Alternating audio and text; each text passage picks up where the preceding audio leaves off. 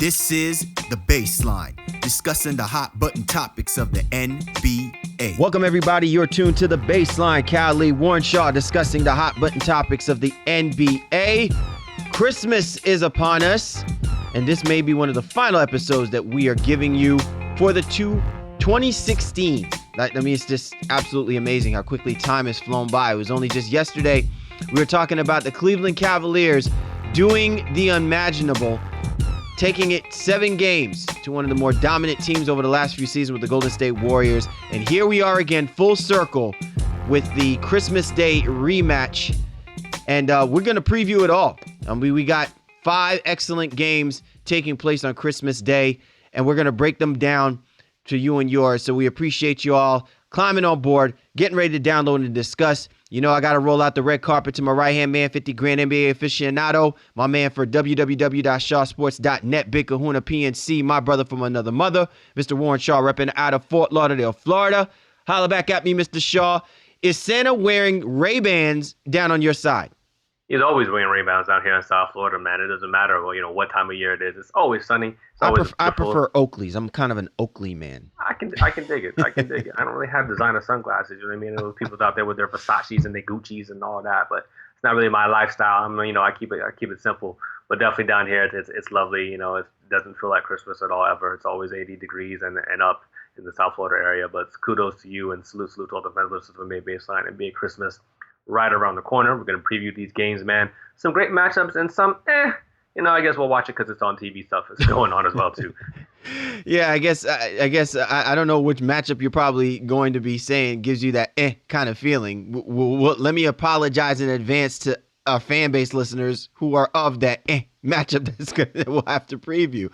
I will say this much. I came to this realization, before we get into these previews, that Santa Claus is the most gangsta holiday figure. You've got you've got the Reaper, obviously, for Halloween, and but Santa's gangsta, man. Because let's keep in mind, Santa rolls out from the North Pole, right, in a sleigh. No heating. You know what I'm saying? No kind of isolation. He's out in the open, beard, hat, and everything is still firmly intact as he's elevating through the sky in Arctic winter conditions. I bet you any amount of money, bro, that he is ever so happy that his final stop and destination happens to be somewhere going south of the equator. So passing through Florida, I know that he is always looking forward to seeing you. I'm always getting the short end of the stick. I think he just flies by because I know I'm not getting nothing for Christmas. I think he's flying by my side up here in Jersey just to get down to Florida because he knows the deal. He knows where it's at, where it needs to be. He don't want snow. He wants sand. That's you. That's him and all the other, snowbirds out there, man. Like I said, it's lovely. So you need to come on back down home to South Florida, brother. And all you fans listening as well, too. If you haven't been here, come through. Say what's up if you're here. I'll be happy to show you around town. But I ain't got no presents, bro. I ain't got no presents for you. So you got no presents for me? All right. Well, all right. Let's gift our listeners of the Baseline NBA podcast with some awesome previews that'll be taking place. Listen, make sure you get at my man Shaw at Shaw Sports NBA or get at me at GameFace Lee. We always encourage you to get at the show's Twitter handle at NBA Baseline. We're available on all the major platforms, available on iTunes, Stitcher Radio, Microsoft TuneIn, Player FM, Google Music, and also available on the Roku channel. Catch us on the Instagram. We're always posting out, our show previews. We're also giving you some really quality content with regards to our game facials and gas faces alerts. So be sure to check out it. My man Shaw always throwing out the lovely content. So we're always available. Be sure to get at us. But let's get right into it. 5 excellent games taking place with a little bit of to it. But the first one, listen, we talked about this before, Shaw. When we look at the way that these Christmas games were set up, I told you that I personally had a problem with the lineup, not so much as maybe the matchups. And again, true to form, when you look at games like the Boston Celtics and the New York Knicks, which is going to top off this 5-game schedule for Christmas Day, it's a good basketball game. Normally, the Knicks games wind up being around noonish type time frame. Then there's the Golden State Warriors taking on the Cleveland Cavaliers. The Chicago Bulls heading to San Antonio to take on the Spurs. Minnesota Timberwolves going to OKC to take on the Thunder. And then the I guess we want to call it the moonlight matchup, the Clippers taking on the Los Angeles Lakers. And, when you break all of this down, Shaw, I think given the heightened situation of this season and the way that the teams have kind of set themselves up on this type of collision course, you got a little bit of everything, but I just don't know if I feel utterly confident about the lineup itself with the times that these games are being featured. Yeah, I think, what you alluded to when these schedule was announced was that 2:30 is the time for the Warriors-Cavaliers game, and usually the NBA prime game is usually at 5 o'clock. And I don't know if they did some sort of market research trying to figure out, okay, well, you know what, maybe there are people having Christmas dinner, so they're not really tuned in, and whatever the case may be, or they're just trying to pull, at that 2:30 time slot. Again, I think even the nightcap, if you will, or not really nightcap, but the 8 o'clock game, that's a nice time slot. I think could have worked as well too. But with Christmas falling on a Sunday, and then some people actually having to go to work the following Monday, maybe they wanted to make sure their games gets watched, and some of the other stuff maybe we're not going to pay that much attention to. But again, the matchups are pretty good overall. I'll tell you right now, I'm not excited about the Clippers and Lakers at 10:30. I don't know if I'll be staying up to watch that in its entirety, especially if you have some injuries, that might be looming with Chris Paul and that. So if he's not playing, then really, what are we doing? But we already know Blake is out too. And that Bulls Spurs game at 5 o'clock, I think that's the game that's probably going to get skipped the most, maybe outside of that Clippers Lakers game because it's so late. Yeah, well, let's put it like this. I would have loved to have seen maybe, and I'm not taking anything, I think all of the teams that are being featured in as far as on Christmas Day, I think are fine. Maybe some of the matchups might change a little bit. Maybe not so much Boston and New York, even though that's a good divisional game.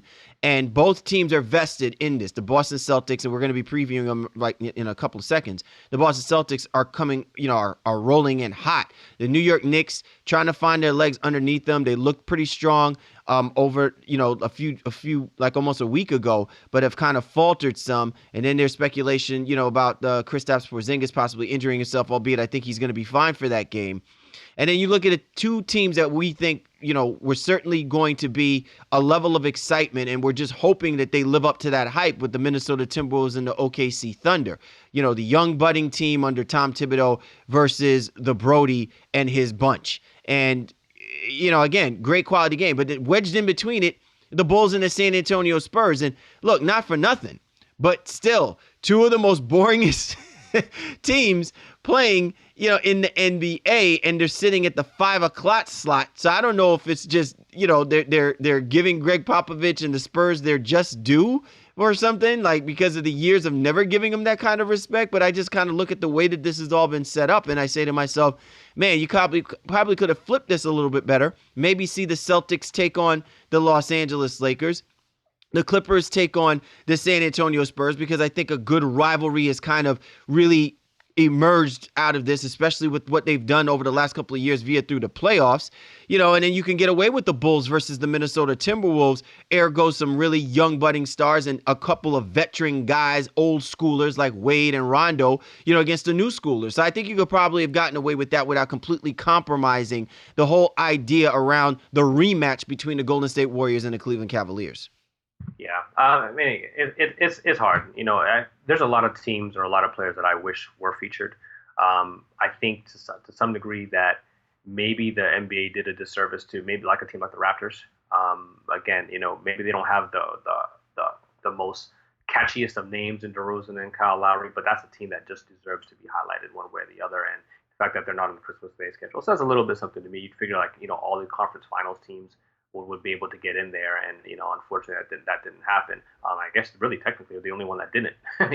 Thunder are even there, but that's without Durant, and obviously the Warriors and Cavs are there as well too. So to me, and I think we've had the Blazers, on this docket for the last couple of years. People want to feature Damian Lillard and his guys, but seeing Karl-Anthony Towns, seeing Russell Westbrook, in a matchup, that's cool. Obviously the Warriors, Cavs, that's everything that I was looking for. But that Bulls Spurs one, not very very catchy names. Wade. He's not the same weight, so I think people understand that. And they kind of got screwed, with the Clippers, I think, because Blake and Chris Paul might be out with the hamstring, but Blake is definitely out. So again, they tried, but it didn't necessarily work out to the best of their advantage. And you can't know that going into the season, 5 months or 6 months down the line. Definitely. All right, so let's go ahead and get right into it, Shaw. Let's preview out these games. First on tap, Boston Celtics, a hot Boston Celtics team coming in healthy. They're looking strong. They go to the MSG. They're taking on Carmelo Anthony and the New York Knicks. And look, let's put things on the table. We'll probably have an opportunity to talk about this, at some point. But recently, Carmelo Anthony's old coach, George Karl, has just released a book, and it's definitely left some for the imagination. No, it's left some for me, as he calls out Carmelo Anthony and that Denver Nuggets squad that he was able to get to the Western Conference Western Conference Finals. Some unsavory thoughts by George Karl about Carmelo Anthony, his work ethic, his ability to play on defense. And let's not fool ourselves. The New York Knicks they look good, but they haven't looked relatively strong. And when I think about what are your motivations while this basketball team is still trying to round out to form. I mean, as we're recording this podcast, the Knicks are 16-13. But the important picture is they're a game behind the Boston Celtics in the Atlantic Division. And while the Toronto Raptors look like the strongest team in the Atlantic Division, this is still a key situation for the Knicks. Really, look good in your division, win the games that you can win. And it is a winnable situation against the Boston Celtics team while they're riding hot. They still are not completely solid as a road team. Positive record, but not completely solid as a road team. I think that there's some motivation here for Carmelo Anthony to really kind of resupplant himself on being the guy that George Karl, quite frankly, said is uninspired when it comes to playing defense and being a leader for a basketball team. Yeah, I think the Knicks are definitely you're going to get their best effort on Christmas Day. I mean, and again, you should get that at all times from any NBA team. But they're being highlighted as the first game of the night, of the day, I should say, against a interdivision rival who many have picked to beat them. And the Knicks, the prognostications have really been all across the map for them being potentially very good to average to not good at all. No one expects them to be an elite team. But they've kind of hovered around the middle of the pack, and as you said, right there behind the Boston Celtics and giving chase, if you will, a little bit far back, but to the Toronto Raptors. And this is a team that wants to prove themselves as one of the better teams in the Eastern Conference. Derrick Rose said that they're an elite team. He's a super team. Super team. Throw out capes. A little blue and red, maybe not blue and orange. Throw out some capes. You know what I mean? Got magic rings and all that stuff. They're a super team. But a super team wouldn't be 16-13. So, I don't think, I think maybe he would back off of that prognostication a little bit as well. But if they do make the playoffs, I do feel like this is a team that could really be an issue. And again, beating a team like Boston, who again, many think is supposed to be much better than they are. And right now there's only a game up. I think the Knicks will take some solace in getting that W, especially on their home floor in New York. Yeah, one of the things that really stand out to me when I think about this Boston Celtics team is that they didn't do a whole lot. They did enough because they made the offseason acquisition and getting Al Horford. Sometimes not doing too much is exactly what you need, because when you have a team that has already played around each other for a year or so, you should start seeing the signs of a team that is ready to take that next step, that wants to be better. And not to try and, go beyond the fact that they're playing the New York Knicks, but these are the basketball games that really have to set the standard, baby steps, so to speak. Like we've talked about the fact that when the Boston Celtics made the playoffs and they wound up getting ousted by the Cleveland Cavaliers 4 games straight, one of the things that we said is the real confident builder was they were in every single game that they played. They just did not have enough. They didn't have their go-to person. And then when they made the playoffs last year, it seemed like as much as this is a basketball team that improved, you didn't feel like there's a level of confidence that they were going to be able to get themselves out of the first round of the playoffs. And again, showed their true colors. I think now we can taper back a little bit. We said that the Celtics needed to definitely add a significant piece to be able to put themselves in a position to be in this conversation. ultimately, when you see what the New York Knicks have done, because the players that they wound up getting, they're no Booney Foo the Fool type players. You have a former MVP player on this staff and everything like that. You're playing next to a $120+ million man in Carmelo Anthony, who's still has relatively good wheels and is still capable of exploding on a basketball team. And he's had some nights where he's exploded on the Boston Celtics. Everything still seems to build up to where this game has a level of importance. And rather than setting expectations beyond what it should be for the Boston Celtics, this might be a good measuring stick, because this is a basketball team that relatively is within their range as far as record goes. This is a basketball team that thrives themselves on something that the Celtics need to show better at, which is them playing defense against a team that, if they play good offense, they're as good as anyone. The Knicks are not great defensively. They could get better, but the Celtics could be far better defensive team. So I think this is a great opportunity, while coming off of a win streak for the Celtics, to really put themselves in a position to say, hey, where do we fit in? Because if the New York Knicks are a basketball team that fits somewhere in the mid-tier, lower end of the playoff picture, if you don't have the ability to go on the road and beat this type of caliber basketball team, I don't know how much confidence, no matter what the Celtics do going towards the end of this season, when you look back on this, especially on a primetime night, Christmas Day, that shows me that you're able to do this in a 7-game series. Yeah, I mean, we know the Celtics team has aspirations of grandeur, and we'll see just how good they really can be. I keep saying this: Horford is there for their playoff run. Their regular season is going to be, somewhere between 45 and 50 wins. And maybe marginal improvement, because they won, 48 games last year. So I'm not really looking to see that. I'm willing to see what they do win the playoffs. But again, they do need to beat a team like the Knicks, who is supposed to be, not saying that they are, but they're supposed to be inferior to Boston. And I think the Knicks have maybe gelled a little bit quicker than Boston has, despite having, a 1-game record, one less win than the Celtics do. But Boston has had injuries, and the Knicks haven't had as many injuries as Boston has. And I think that is something that the Celtics can definitely take some pride in, knowing, okay, well, they're still ahead of that team, and despite that not really having their full roster for the entire season. So Boston should only get better. I'm not too concerned about them for the regular season. But again, getting a win against this Knicks team would be immense. And they do, again, Boston has trouble on the glass, and the Knicks are one of the better offensive rebounding teams in the league. They're sixth in terms of almost getting 12 offensive rebounds a game, so giving them a chance for second chance points. Boston is very, very susceptible to that. So they're going to have to keep those guys off the glass, especially their active guys coming off the bench, Herman Gomez and Kyle O'Quinn. They need to get those guys off the glass and make sure that they can get out and run and get some threes in transition, like Boston has been doing for the entire season. Boston Celtics are coming in with a 4-1 record in their division. New York Knicks 1-2. So this is going to be a key matchup. Certainly the Boston Celtics want to continue that momentum of being one of the better teams in the Atlantic Division, while the New York Knicks want to definitely get their footing underneath them and start off. Both of them coming off of win streaks, and both of them are looking to exercise some Atlantic Division demons amongst each other come Christmas Day. You're tuned to The Baseline. Cal Lee, Warren Shaw discussing the hot button topics of the NBA as we preview the game slated for Christmas, Sunday, December the 25th. Celtics and the Knicks. Next up, the premier matchup at 2:30 in the afternoon. I'm sure that we're just going to be slicing the ham at this point, but the Golden State Warriors travel to the Q to take on the Cleveland Cavaliers. And what more can be said? The best in the West versus the best in the East. It's pretty much played itself that way. I'm sure both teams, if they had it their way, would like to not be the first, be the best teams as long as they are relatively healthy.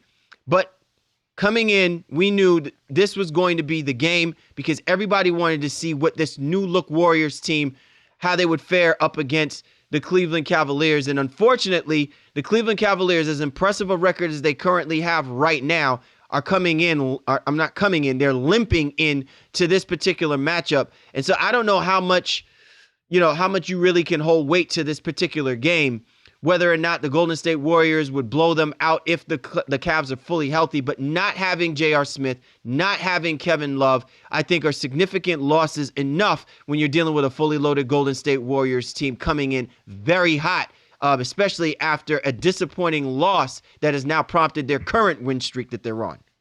Yeah, Golden State is they're going to be tough all season, and they're going to be amped up to try to prove something to this Cavaliers team. But I think LeBron and Kyrie, they pretty much beat them last year without Kevin Love. I mean, Love was on the floor, but his statistical performances just wasn't really what everyone was expecting it to be. But this is a different Cavaliers team. They really integrated Love. All three guys averaging 20 points per game for the first time, since joining together. So if Love really can't play, they'll have to kind of go back to what has worked. But the Warriors didn't have Kevin Durant last time. So, that is what I think is going to be very intriguing, and to see if this game can remain competitive if all the parts aren't necessarily moving and all the parts are even there for both these rosters. But again, it's going to be the marquee matchup. Everybody and their mama is going to be tuned in, watching whether they're slicing ham, eating stuffing, cutting up chicken, whatever it is. They're going to have their eyes on this game, and I will be too, man. I don't want no one to bother me, no one to disturb me. I don't even think I'm going to be on Twitter during that. All I want for Christmas, all I want for Christmas is silence. Yeah, for real, and if Draymond should be back. He just had the birth of a child, so kudos to him, and congratulations on the new father to Draymond Green. But he should be back for that game as well too. So you're watching, if he's flailing, is he kicking, all that stuff. All that stuff is going to. Oh, that was so bad. Oh my God, that was so bad. But I mean, these are the angles that they're going to be talked about during the game, from the announcers and even us as fans and media types watching alongside. So definitely the game of the day for sure. Make sure you're tuned in because it should be a good one. Listen, to me, what this really comes down to with the Golden State Warriors is feast or famine. Will the Golden State, because I've seen that this is a Golden State Warriors team that lives on two extremes, with the exception of the game that they played with the Houston Rockets that they lost in overtime. They can either look absolutely impressive and just absolutely blow teams out, or they can look unimpressive and they can check out and, they'll get blown out in double digits. Having a 13.6 point differential is a real great luxury to have. It just basically means to me that when your team is on point, you damn near can't be stopped. I think what'll be more so interesting for me is how the X factor here is the Kevin Durant factor.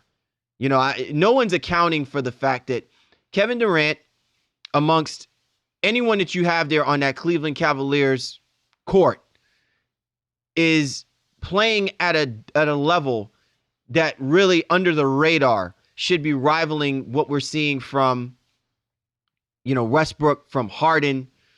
His defensive effort has been ridiculous. And it would be really crazy to say that the Golden State Warriors have two players who would be in contention for Defensive Player of the Year award. And I don't think you would have been talking about Kevin Durant before you would have been talking about Klay Thompson, right? Like Draymond Green's an automatic, but I don't think you would have been putting Kevin Durant in this kind of conversation. And I really feel like that to me is an X factor when you look at the dynamic of how the Cleveland Cavaliers love to play and love to stretch the floor. If Kevin Durant plays at this kind of level defensively, given what he can do offensively in his sleep, it's really hard to imagine how the Cleveland Cavaliers are going to be able to hang with this team, because we're even seeing right now how Steve Kerr has confidence in allowing Kevin Durant to play the point forward position, allowing Steph Kerr to roam around to the floor to get open for his spot to shoot the basketball, rather than him always having to handle the basketball and trying to distribute and facilitate. It's just amazing to me the amount of ball handling that can be played with this basketball team. Ergo, they're 30-plus assists per night. Like, this could be an assist fest. The gift of giving might wind up coming from the Bay Area on Sunday, December the 25th. You're right, and that's the thing.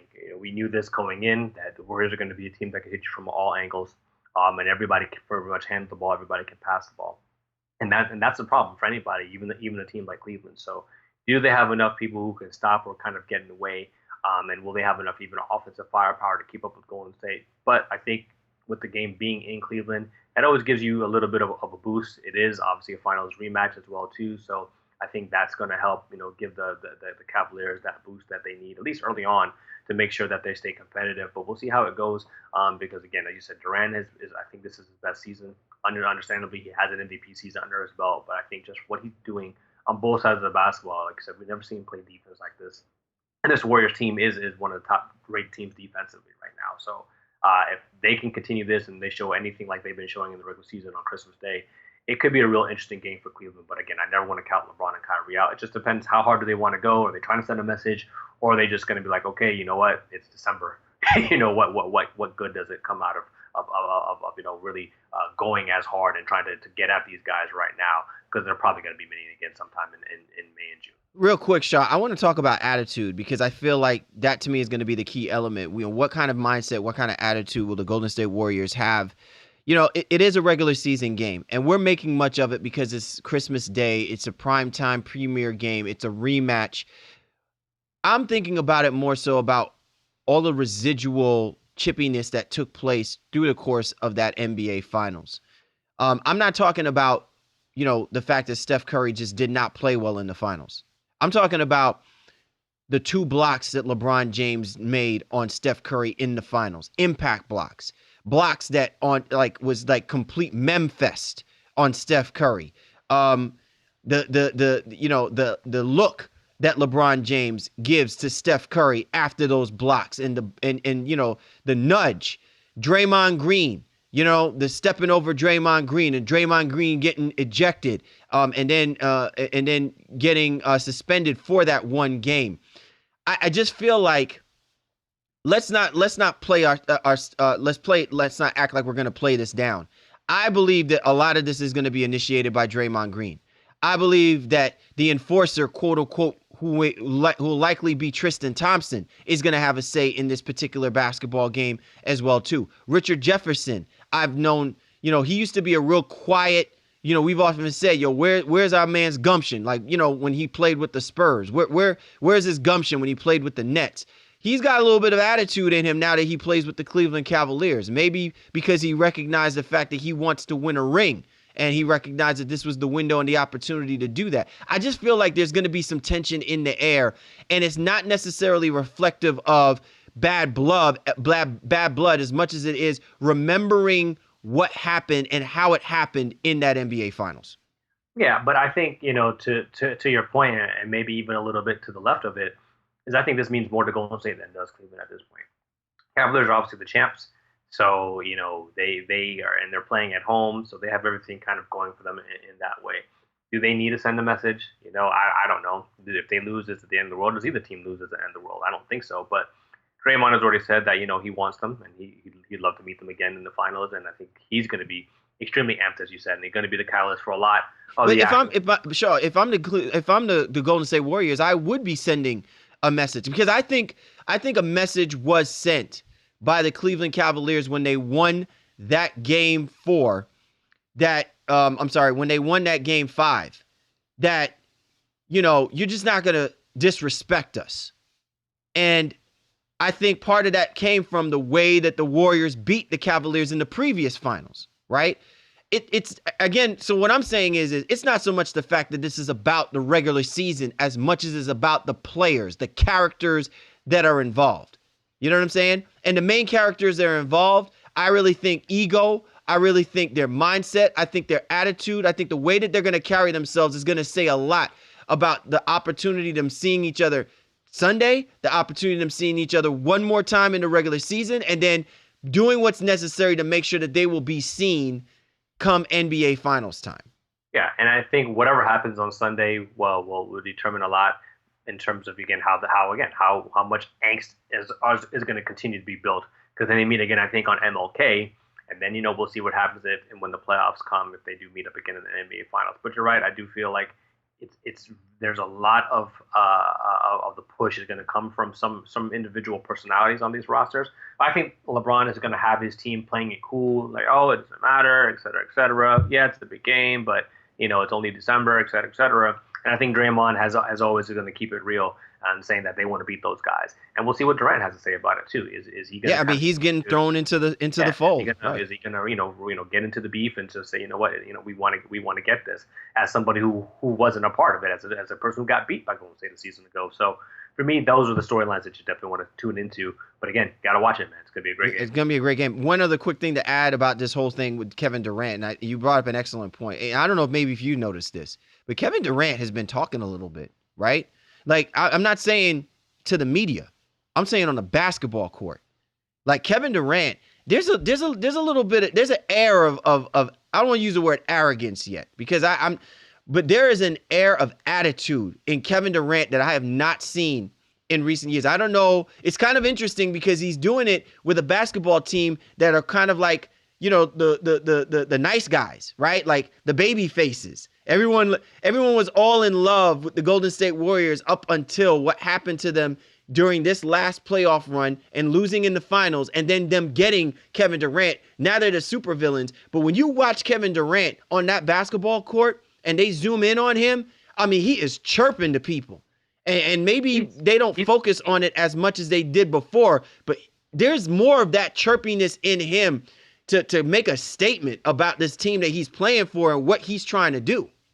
Yeah, he's ornery right now. I mean, he knows what it is. He wasn't. I'm glad you used that word, man. I was hoping to bring that out of you. I don't know, something about that word. Yeah, I mean, but it's the truth, and we understand that he's a person who wants to be liked, but he wants to be respected as well. And I think his decision, there was some blowback. There was definitely a fallout from that, and he's gone out and proven he's basically saying "F you" to all the haters, as they say. As we're talking right now, a stat pops up on my timeline: 8.4 rebounds and 1.6 blocks, both career highs for Kevin Durant this year. So that just goes to show you he's not just focused on scoring the basketball and being a playmaker. He's doing it on both sides, and again, he's going to let you know about it. Anybody with anything to say about him going to Golden State, he's going to let you know about it. And if he's hosting a championship up in June, then hey, it would have all worked out in the wash, as they say. It would have meant something, right? You're tuned to The Baseline. Cal Lee, Warren Shaw discussing the hot button topics of the NBA, our previews for the Christmas Day games. Golden State heading to the Q to take on the Cleveland Cavaliers. Next up on the slate, Chicago Bulls head out down to San Antonio to take on the Spurs. Basically, it's as expected. We knew that this Chicago Bulls team, Shaw, was going to be a team that struggles. The San Antonio Spurs, steady as they go, a top 5 team in our Power 5 index, albeit they just recently took a tough loss to the Los Angeles Clippers. But what more can be said? I mean, the Clippers are basically, that's their kryptonite. I don't know what it is about this Clippers team. Always seem to have the Spurs number, but I don't know whether or not it's going to make much of a difference when the Chicago Bulls come in and play this Spurs team, because that just only means that Greg Popovich, as long as he plays all of his players, Greg Popovich, when he plays these guys, they're going to be a full tilt. They're always strong at home at prime time. Might be a bad look for the Chicago Bulls. Are still trying to find their way. Yeah, after a nice start to the season, they've regressed to the mean, as people like to say. We know Adam Joseph had talked about it. Their shooting has definitely dissipated. Rondo has had some issues on and off the floor as well too. Jimmy Butler's been great. He's been everything that you could want Jimmy Butler to be, in terms of being maybe too much, given what Dwayne Wade has said recently. Exactly, but I mean, it's great for us in terms of you get to see that Butler Kawhi Leonard matchup one more time. Again, we talked about them in our Who You Got a few weeks ago. And to see those two great guys go at it. But I think the Chicago Bulls team is definitely heading in the wrong direction currently. Playing a Spurs team that is still one of the best in the NBA altogether. But you never know. Like you said, if Pop doesn't play everybody, that opens the door. But again, as we said on the Power 5 as well too, Spurs team is really starting to come into its own with Pau Gasol really getting involved in the offense of the Spurs and passing and creating some looks for the guards on the wings. Danny Green's been playing a little bit better as well too. Parker has been playing good when he's out there. Patty Mills has been great off the bench. Again, LMA still a little underwhelming for me, but then this Spurs team, they just don't even need everybody to be effective. Their system is just so good, and they get it done on a day-to-day basis. So I'm worried this game might end up being a blowout. Yeah, and look, their defense is now rounding into form. I mean, now they've cracked the 100. I mean, it's so un-Spurs like if this team is allowing another basketball team to average over 100 points per game against them. They're underneath around 98 points per game. Their point differential is steadily starting, to increase, albeit I'm still absolutely floored that even the Houston Rockets have a better point differential than the San Antonio Spurs. But at the end of the day, man, this comes down to execution with this basketball team. And if this basketball team executes, they're about as tough as they come against any team in the NBA. And that includes the Golden State Warriors and includes, the Cleveland Cavaliers and the litany of others. But there are times where this basketball team can play, with a level of mediocrity. And I think it comes, down to who you mentioned, LMA. If LMA, is not playing at a peak level, which at times you just look at him, you just think he's not just playing inspired basketball. That's when the Spurs team, I think, falls into a lot of trouble. You can't tell me that their front court is going to be shouldered by Paul Gasol. Paul Gasol is playing, absolutely as good as anyone can be, given the mileage and the age of where he's playing. That man's supposed to be taken over by LaMarcus Aldridge, and I hope that Popovich finds some type of trigger mechanism in him. In a way, Shaw, it really reminds me a little bit of Tim Duncan. I felt like most of that angst and that attitude to be great and to dominate happened through David Robinson. And then once Tim Duncan was on his own, it felt like it took a while before Tim Duncan kind of really, put his mark as to the type of player he wanted to be in the NBA.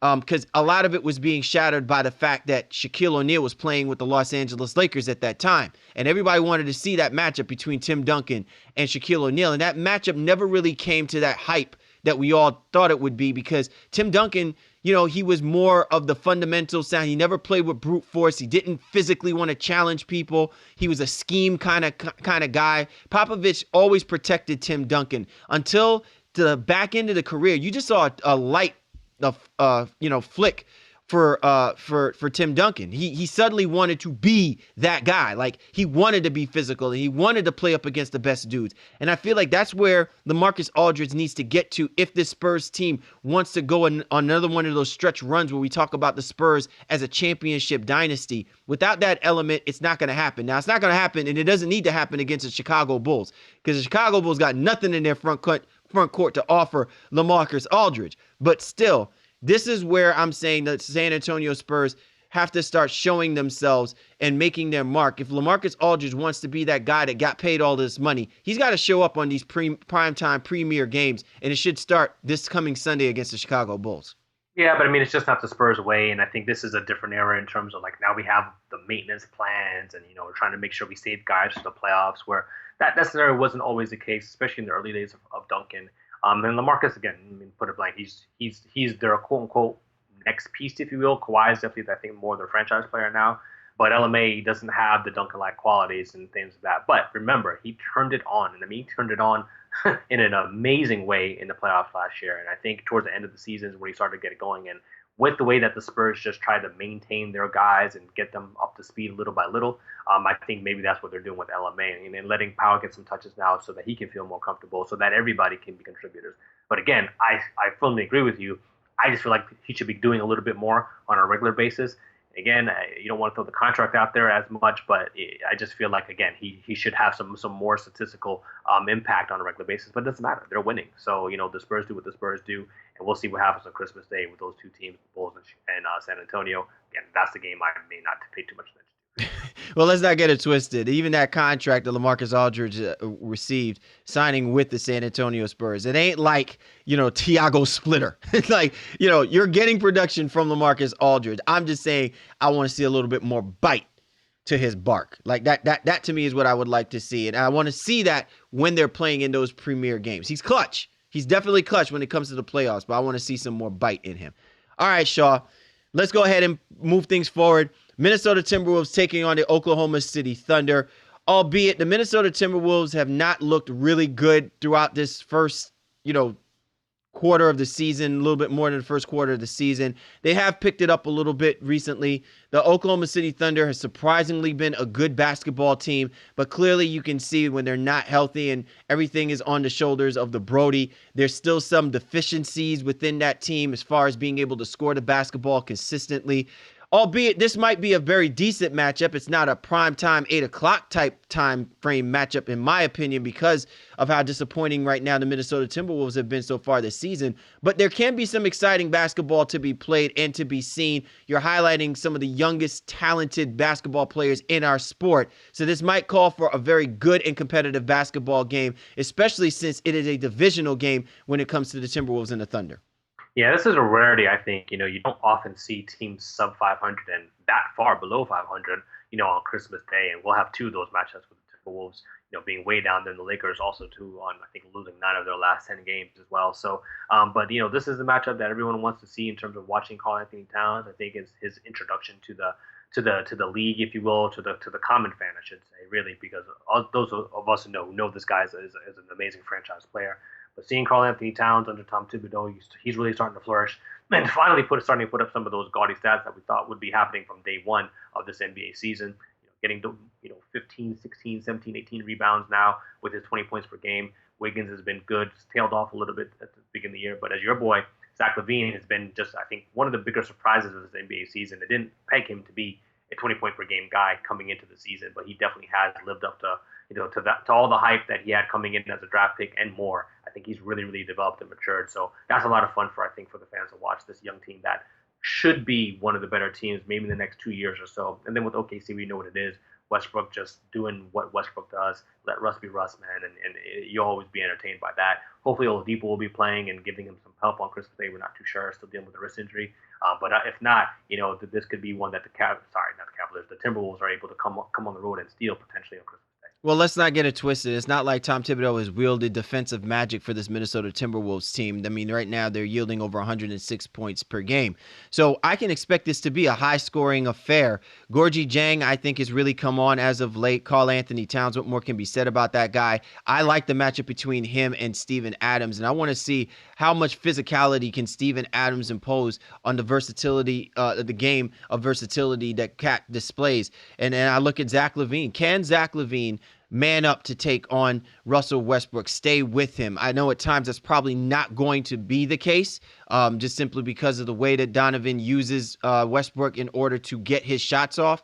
But I want to see the attack mentality from both of these guys. And to your point about, the ascension of Zach LaVine, Zach LaVine's ascension has been more catered not to just the fact that he's shooting the basketball better, but he is much more aggressive taking the ball to the basket. And I think Tom Thibodeau is allowing him to be that guy to do that, which I think bodes well to seeing some exciting basketball. When you have athleticism on the court, you do not want it to be stymied simply because you want the ball being passed around at times.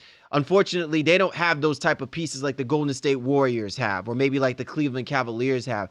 So you utilize this athleticism to attack the basket. And you've got one of the better basketball teams in both the Thunder and also with the Minnesota Timberwolves, their ability to get to the free throw line. But that aggressive type of play also yields more opportunities to score more buckets. And so this to me is where I feel like maybe we as the patrons, after probably getting lulled to sleep in a Bulls-Spurs matchup, might be able to be awoken slightly at a very athletically competitive basketball game between the Minnesota Timberwolves and the Oklahoma City Thunder. Finally, Shaw, the last one up on the slate, and hopefully you might be able to, take a couple of shots of eggnog to stay up for it. I'm hoping you do, man. I don't want you completely falling asleep on me just yet, but the Los Angeles Clippers play home to the Los Angeles Lakers, albeit though, even though that the Lakers are at home,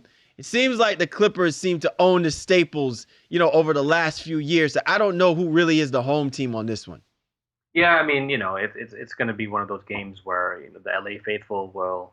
It's technically a home game for the Lakers, so anybody fans of both teams will be in the building for sure. But this Clippers team is far ahead of the Lakers team right now. But again, as I said, throughout the show, don't know if everyone's going to be there. Chris Paul's hamstring is it acted up on him in Thursday night's game, so we'll see if he's going to be on the floor for Christmas Day. Do they need him to be the Lakers? Probably not, but without Blake too, that could be an issue. This Clippers bench has been better. I think this is probably the best bench Doc has built since he's been there. So they should be able to get by this Lakers team. And it was, again, which is effectively a home game for LA. But you want to see this Lakers team turn things around after getting off to a nice start. You know, they were what, 9-8, I think, at one point. So, and people talking, oh my God, they're so much better. And, oh, they have a chance at the 8th seed and da da da. And now reality is set back in. And we kind of see what it is with this roster. You know, they still have a lot of growing to do. Some injuries with D'Angelo Russell. He's gotten over that now as well. He's back. Nick Young was out for a little while, but the team, again, they're just young. It's not that they're not good. They're just young. But if they were able to upset the Clippers, even without Chris Paul, you know, that would do a lot for their confidence and maybe set them on the right path for the new year. Yeah, the Los Angeles Lakers just need something. You know, they're coming off of a 3-game losing streak. Who knows where they'll be at by the time that this game plays itself out. But I think this is more about the Los Angeles Lakers, man. I think that there's an air of excitement that Luke Walton is coaching these guys. They've already got 11 wins, so they're well ahead of the curve. They're playing competitive basketball. We often talk about it sometimes that it gets missed, you know, because we're so fixated on the dominance of the Warriors and the Cavs. But this Los Angeles Lakers team is an exciting basketball team, and they are the type of team that really annoys other teams that are cemented in playing and executing the kind of basketball that they want to execute. And I think when you have a young head coach and you've got some young pieces, you know, kind of like the misfits, so to speak, they like to upset the apple cart. You know what I mean? So this to me is the type of situation, the type of game where, you know, the Los Angeles Lakers can actually push the Clippers. I don't know if they're going to be able to sustain it for 4 quarters. Clearly, Doc Rivers is over Luke Walton. That's a head-to-head matchup that, you know, you give the edge to Doc Rivers. And personnel-wise, you give the edge completely to the Clippers as well, too.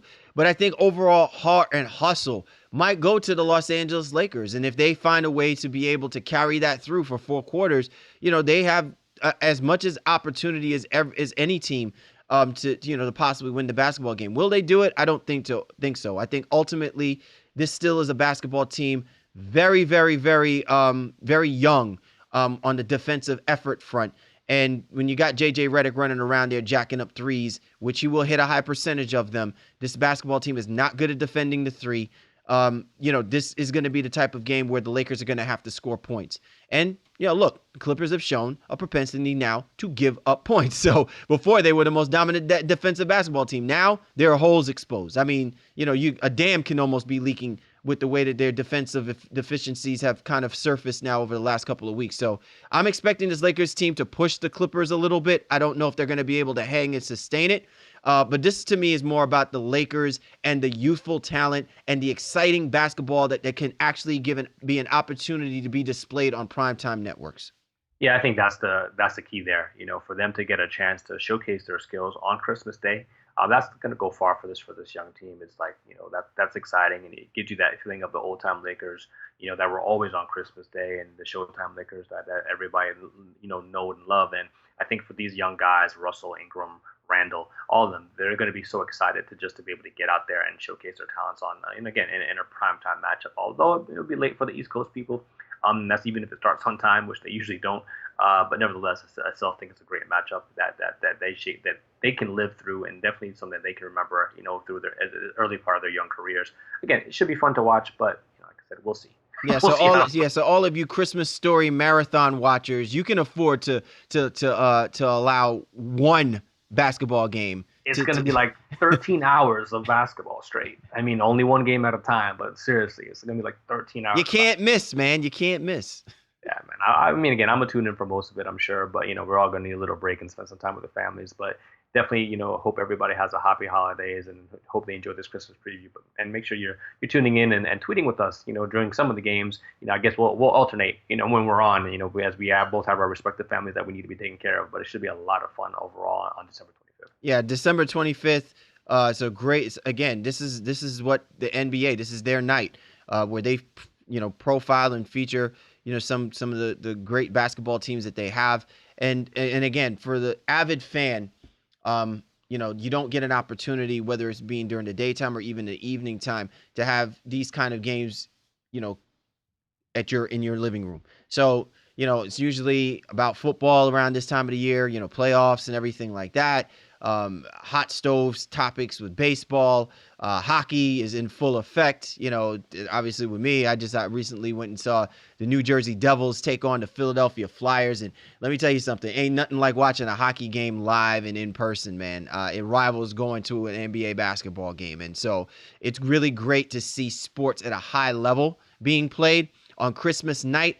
You are afforded the opportunity of seeing 5 really solid matchups. Hopefully they live up to the hype and live up to the potential. And hopefully our previews have given you a little bit of a notion as to how good the games are. With that being said, Shaw, final take on this. Who you got winning in these 5 matchups? Go ahead and sound them off. I'm going to actually take the Knicks in an upset of the Celtics. I'm going to take the Warriors. I guess that wouldn't necessarily be an upset for the Knicks being at home, but I take the Warriors over the Cavaliers. I'm going to take the Spurs over the Bulls, and I'm going to take the Timberwolves over OKC on Christmas Day. And then the final one, I'm going to go ahead and take the Clippers, barring Chris Paul playing. If not, then maybe the Lakers steal it. How about you? I feel confident about the Celtics, Warriors, Spurs, Thunder, Clippers. All right, well, we're kind of all over the map, so we'll definitely see what's good. Well, so is Santa, but that ain't stopped him. Hey, no doubt. But man, another great show, great preview of Christmas Day, man. Again, it's been a lot of fun, and man, I hope everybody does tune in and make sure you're tuning in with us, and make sure you're giving us some tweets and hit us up on the IG as well too if you're not too busy. Not too busy. You know what I'm saying? Well, you got a little bit of time. The gift of giving. Keep giving. Keep giving. Give to us. Give to us. Listen, awesome preview, Shaw. Once again, to everybody, happy holidays to you and yours. We hope you enjoy yourselves. Be safe, especially wherever you are on the roads. Be merry. Spend the time with your family, but more importantly, spend it with all of your NBA family and friends as well, too. For the Baseline, Cal Lee, Warren Shaw, Merry Christmas, happy holidays to you and yours, and we can't wait to catch up with you next time.